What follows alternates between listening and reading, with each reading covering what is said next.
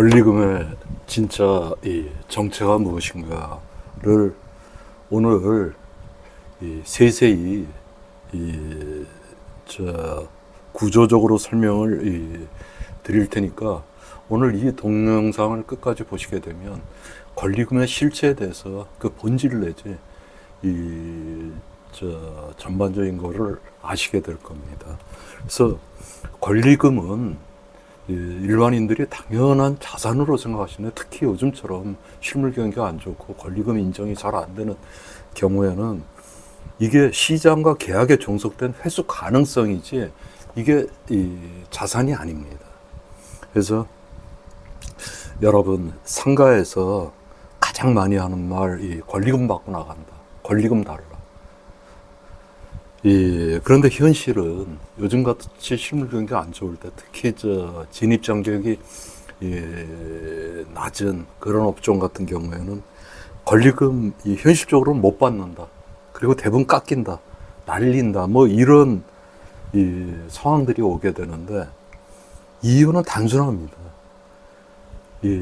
권리금의 본질 내지 그 정체를 정확히 알지 못하고 들어가기 때문에 나올 때 어려움을 겪게 되시는 거예요.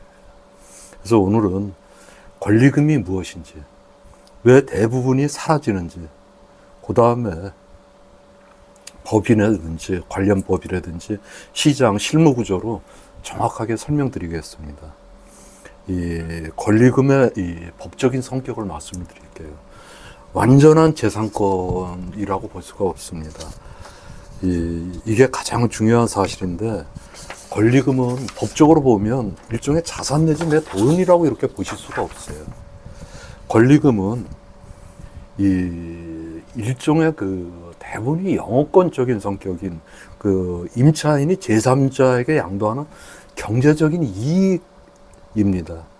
즉, 건물주 소유도 아니고 완전한 재산권도 아니에요.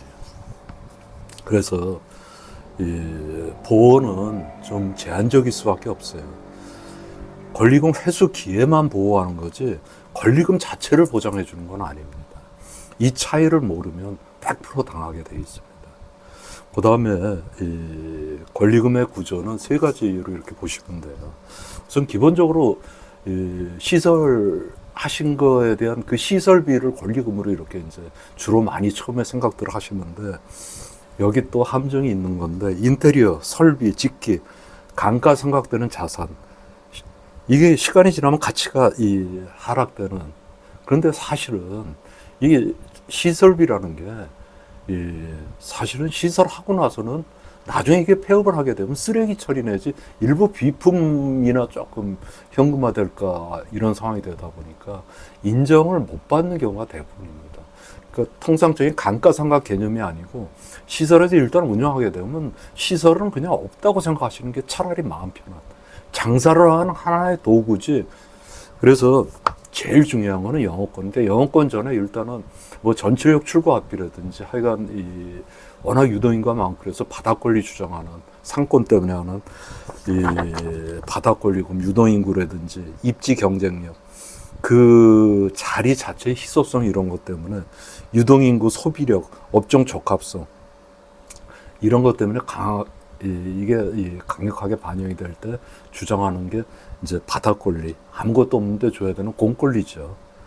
그런데 이게 또 상권이 흔들리고 실물 경기가 너무 안 좋다고 보면 사실 이것도 의미가 별로 없어지는데, 그래도 전철역 출구 앞에 딱 붙어 있다 이렇게 되면 20% 권리금의 20% 주장하고 또 반영이 됩니다. 그런데 대부분의 권리금의 80~90%를 차지하는 거는 사실은 거기가 장사가 얼마나 되느냐, 영업 권리금입니다. 매출, 단골, 브랜드, 운영 능력, 이게 가장 현실적인 권리금의 대부분을 차지하는 부분입니다. 하지만 이것도 이전 가능성의 핵심입니다. 이게 권리금을 주고 받았을 때 그대로 인정이 돼야 이게 권리금으로 형성이 되는 거지. 권리금만 주고받았지 이 무형의 재산이 넘어오질 않고 그냥 일시에 없어진다면 이게 잘못돼 가는 거죠. 그래서 이전 가능성의 핵심입니다. 사람이 바뀌어도 유지되는가, 시스템화되어 있는가, 아니면 이게 권리금을 주고받고 하기가 어려울 가치가 없다고 봐야죠. 그래서 권리금이 성립하는 원리는 권리금이 이렇게 만들어집니다. 이 자리 여기 장사도 잘 되고 뭐 입지 조건 좋고 뭐 하니까 이거 그냥 넘겨주지 못하고 나 저기 어느 정도 영업권이라든지 권리금 받아야 넘겨주겠다 하다 보니까 이게 이제 돈이 되는 겁니다. 근데 이게 다음 임차인이 인정해서 주고받고 하는 권리금이다 보니까 권리금은 이 일종의 시장에서 검증된 이 수익금의 기대금이지 확정된 재산권은 아니에요. 이건 깨지면 바로 영원입니다. 그리고 왜 대부분 권리금은 날아가느냐는 일단은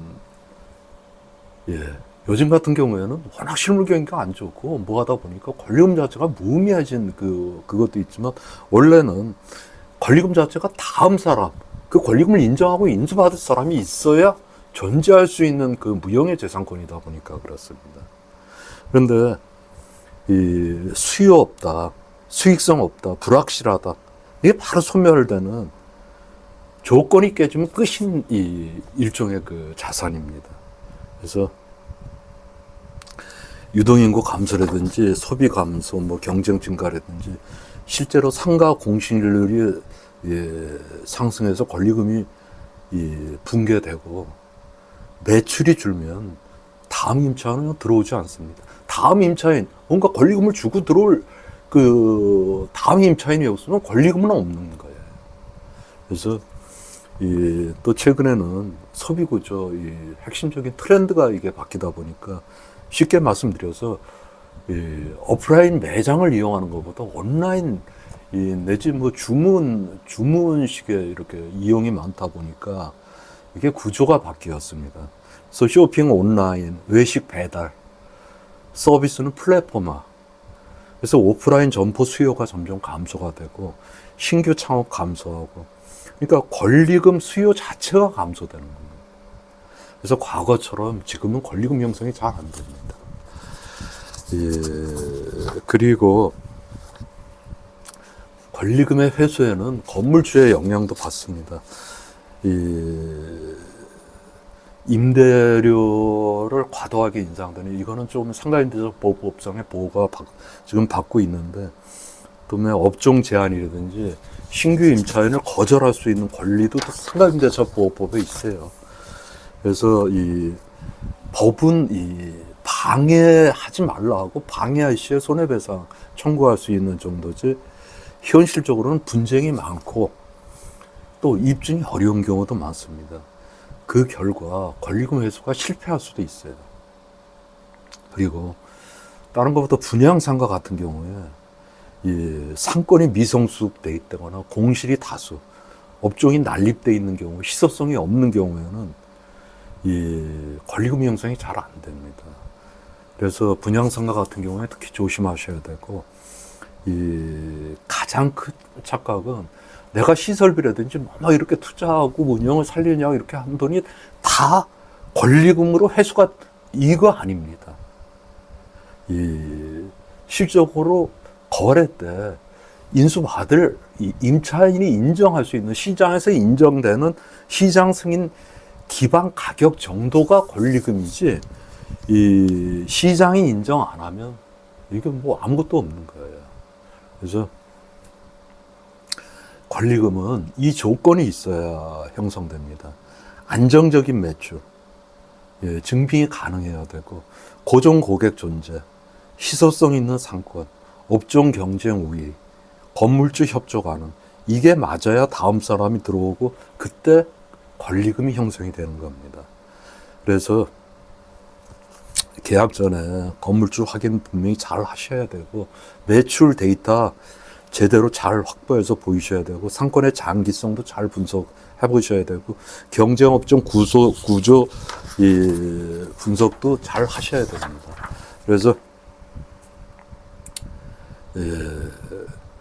진짜 이걸 추후에 더 비싸게 받지는 못할 망정 현재 이 주고받는 권리금은 받을 수 있는 구조인가 여기에 대해서 답이 안 나오면 들어가시면 안 됩니다.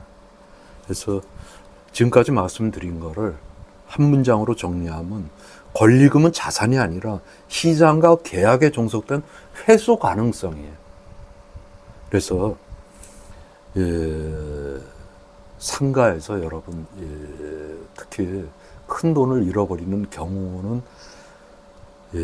요즘은 덜합니다만 전에는 대부분 다 권리금이었습니다.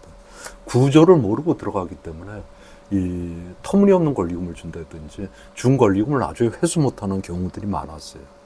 그래서 권리금 관계는 주고받고 하기 전에 그 구조적인 거를 잘 판단하고 하셔야 됩니다. 그래서 지금까지 이 상가에 대한 시리즈로 상가의 구조, 투자 기준, 돈 되는 방식 전부 정리해 드렸습니다. 구독, 좋아요는 제게 분발할 의욕을 줍니다. 부탁드립니다. 또 댓글로 여러분 생각도 꼭 남겨주세요. 답변 꼭 드리겠습니다. 그리고 댓글에 링크되어 있는 네이버 카페 원팀장의 부동산 가이드를 보시면 부동산 신입 진로 상담이나 공지사항 등을 자세히 보실 수 있습니다.